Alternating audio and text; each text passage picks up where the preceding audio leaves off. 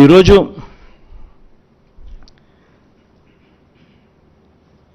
నేను ఇంతకుముందు చూపించా, ఇదే మేనిఫెస్టో చూపించా. 2019లో మనం చూపించిన మేనిఫెస్టో చూపించా. ఏ రకంగా ప్రతిదీ అమలు చేసి ఏ రకంగా చేశాము అన్నది చూపించా. ఏ రకంగా గతంలో ఎప్పుడూ కూడా జరగని విధంగా ఏ రకంగా ఈ స్కీమ్స్ ఏమైతే ఉన్నాయో ఎప్పుడు వినని విధంగా తీసుకొచ్చిన పాలన చూపించాం.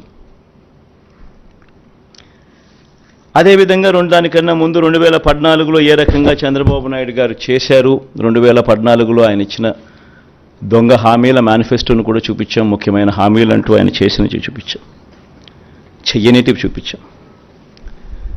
ఇప్పుడు మళ్ళీ సూపర్ 6 అంటున్నాడు, మళ్ళీ సూపర్ 7 అంటున్నాడు చంద్రబాబు నాయుడు గారు.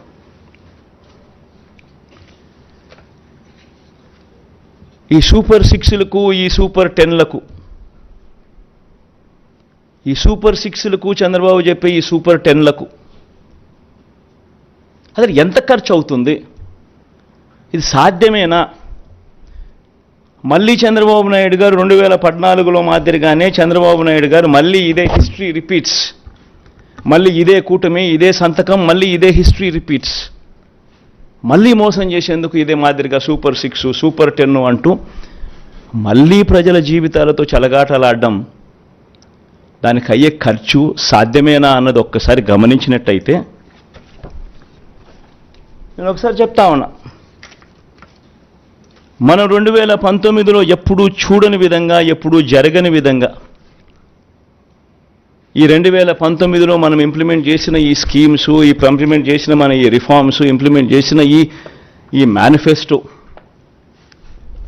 సంవత్సరానికి దాదాపుగా డీబీటీ నాన్ డీబీటీ రెండు కలిపితే కూడా, అంటే నాన్ డీబీటీ అంటే ఇళ్ల స్థలాలు, ట్యాబ్స్, పిల్లలకి ఇచ్చే ట్యాబ్స్, విద్యా కానుక, గోరుముద్ద, ఇటువంటి అన్నీ, ఈ డీబీటీ నాన్ డీబీటీ రెండు కలిపితే కూడా సంవత్సరానికి దాదాపుగా 70,000 కోట్ల రూపాయలు మనం ఖర్చు అయింది.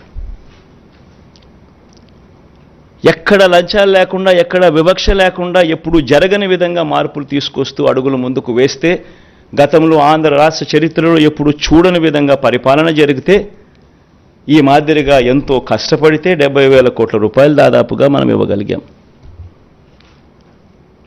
ఈరోజు చంద్రబాబు చెప్తా ఉన్న డీబీటీ సూపర్ 6 సూపర్ 10లు ఒకసారి గమనిస్తే, ఆయన చెప్తా ఉన్న ఈ సూపర్